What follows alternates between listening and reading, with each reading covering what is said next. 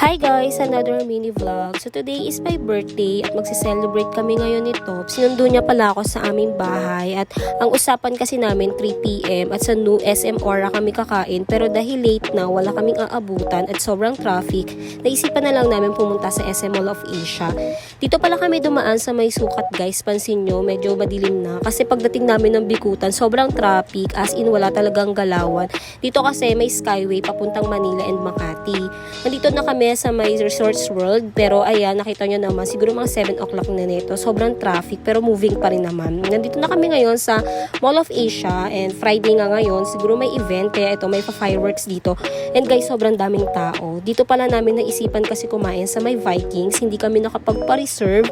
Kaya ngayon, nauna akong bumaba kay to para magpa-reserve para sa walk-in. And guys, ayun nga, pag-check ko dun sa walk-in, pang 83 po kami. Kaya naisipan na lang namin maghanap ng ibang kakain dahil sobrang haba ng pila, as in. So ngayon, naglakad-lakad kami at naisipan namin dito na lang kami kumain sa Four Seasons, Hotpot City. Under pa rin naman siya ng Vikings. May pila dito guys, pero kahit papano, moving naman, mabilis silang magtawag. So pang 55 pala kami dito. So habang naghihintay kami, natawagin kami, ito, nagpicture-picture muna kami dalawa kasi wala pa kami lunch and dinner na. Anong oras na rin, nagugutom na kami. Finally, tinawag na yung number namin at ito, pinapasok na kami sa resto at ito, ina-assist na kami ng isang crew dito. So habang papasok na kami, tinuro na agad sa amin yung table, hindi na muna kami umupo at naghanap na agad ako ng kukunin kong food. Dito guys, more on Chinese food at saka hotpot. So sobrang sarap ng mga pagkain dito. And anyway, birthday ko, free nga pala ako dito, sa isa lang yung babayaran namin. Ito pala yung una namin kinuha, yung first order namin. Sobrang sarap nito guys ng mga pagkain dito, lalo na tong pesto na to. Mahilig kasi ako sa pasta. Kaya ito na yung hotpot namin, nilunod na namin dyan yung mga kinuha namin. Ayan, si Top kumakain na.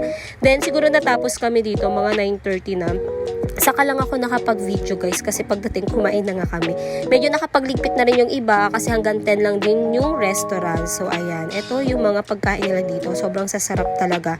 Guys, ito nga pala, ang rate nila dito is 988. Ayan, pag may mga birthday ka, may birthday promo sila.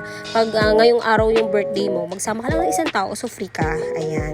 So ito pala yung mga bread nila. Then sa kabilang side, yung mga veggies. Ayan, madami kang pagpipilian kung ano gusto mong ilunod dyan sa hotpot mo. Tapos, etong side na to yung mga dim sum, iba't ibang uri ng mga siomai, noodles, ito yung mga sauce. Sa kabilang side, mga meatballs, andyan din marami ka rin pagpipilian. Tapos, pwede ka magpaluto kay kuya. Nandito rin side na to yung mga pasta. Tapos, dito sa kabilang side, yung mga seafoods. Ayan, may pizza, meron din ditong ice cream. Ito yung mga cakes nila, mga sweets nila, mga dessert, may mga jelly. Then, meron din dito Filipino food, mga bibingka, ayan, mga kakanin din nila. So ayan, tapos na kaming kumain, palabas na kami, and sobrang nag-enjoy kami dito. Then lalo na, yun nga, nag-celebrate kami ng birthday. Sobrang dami kasing pagkain at ang sarap ng mga pagkain nila. So papunta na kami sa pinagparkan namin. Medyo malayo-layo dun kasi siya sa may Vikings pa. So ayan, palabas na kami ng parking at eto na nga, bibiyahin na kami papuntang Bacoor. Yun lang guys, yun lang naman yung ganap namin today. Hindi naman sana talaga kami magse-celebrate, pero dahil si Top, makulit siya, once in a year lang naman yung birthday, so yun, lumabas pa rin kami. Nandito na pala kami sa Cavitex at pauwi na kami ng Bacoor. So yun lang, bye!